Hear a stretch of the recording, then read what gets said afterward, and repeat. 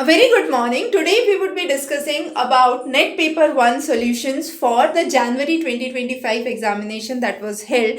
Now this is the third set that we would be discussing. Some of the questions from environment we would be focusing here. So the very first question that we would talk here is about ozone hole which appears over Antarctica mostly appears in which month? So the correct answer is during the months of September and October, and this is the spring season in the southern hemisphere. So understand that when I'm saying spring, don't get confused because this is southern hemisphere. In the north, the spring comes in February and March, correct?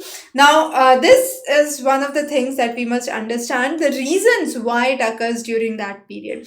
First is ample of sunlight which triggers the chemical reactions. The second is the formation of the polar vortex which actually creates a strong mass of cold air which isolates the remaining region and creates the hole. The next is the polar stratospheric clouds. Now these actually surface the region and create chemical reactions, specifically releasing chlorine and bromine, which are ozone depleting substances. The next is, which of the following database are you likely to use for research topics related to biology? Now, let's say you are a research scholar and you have some work that you have done in the field of biology where you would publish it. That's the basic idea from this question. So PubMed is one of the specialized search engines where you would find even where you would publish it and where you would get it in both the cases. So PubMed is actually known for medical articles, research journals related to pharmacology, biotechnology, medical sciences, biological sciences. So that's the correct answer. On the other hand, GeoRef actually talks about geology, geophysics, earth sciences, environmental sciences. Math Science Net focuses on mathematical literature, statistics, computer sciences. Compendex, now this focuses on engineering, electrical, mechanical, civil engineering. So here the correct answer is PubMed. Now some of the things you can get from the name itself. So georeference related to geology, geography, math science related to math. So possibly you can shorten out the choices that are there. The next is, in light of the perception, according to Vedant, which of the following is correct? Now, according to the concept of Vedant, we need to understand that in the perception of an object which is outside, the manas goes out to the object, and this is actually where the mind, which is called as manas, is the instrument which perceives.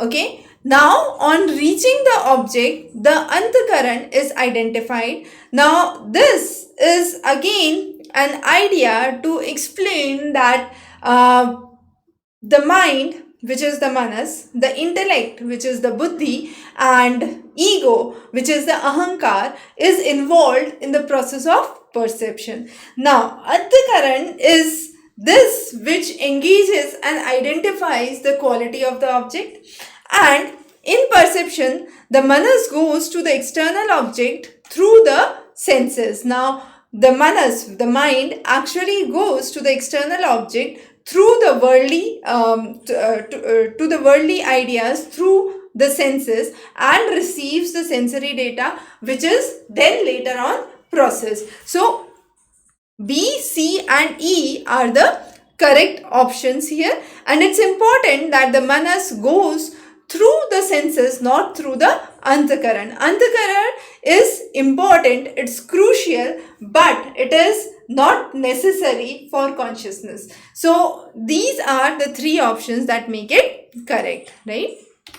The next is very important question from environment science.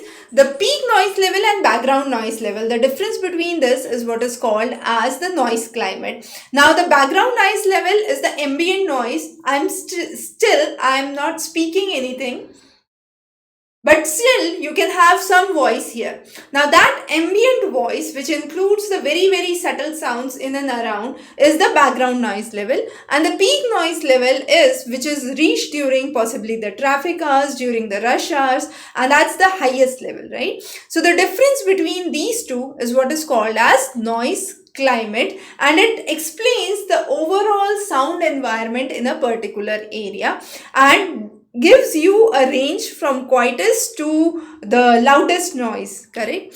The next is the various mood AEIO, which we have covered in the square of opposition. Now AEE in figure 4, right? So figure 4, what does it mean? I have the first premise, the major premise, as all M are P. Okay, my premise 2 is no S are M, and my conclusion comes in as no S are P. And this is the figure 4 structure that I have taken, and AE, that is all no, right? So in this case, what would be the correct thing? The middle term appears as predicate in the major premise. So the middle term appears as predicate in the major premise, and M is distributed, right? Since M is distributed, here both S and M are distributed, and in the conclusion again both S and P are distributed, correct? So 4 becomes the correct option. To know more about this, we have covered this in depth in the square of opposition classes, the AEIO classification. So just go back and refer that, and once you have that diagram of square of opposition, there is no reason you would commit any question wrong with the square of opposition or syllogism. And I have been requesting students to go through that very carefully, because every time at least one question on square of opposition or syllogism is asked every time. So prepare that very well. Now in the next session we would be focusing on some other questions related to the paper 1 that was asked. So stay tuned for the next session. Till then, wish you good luck. Thanks for joining in.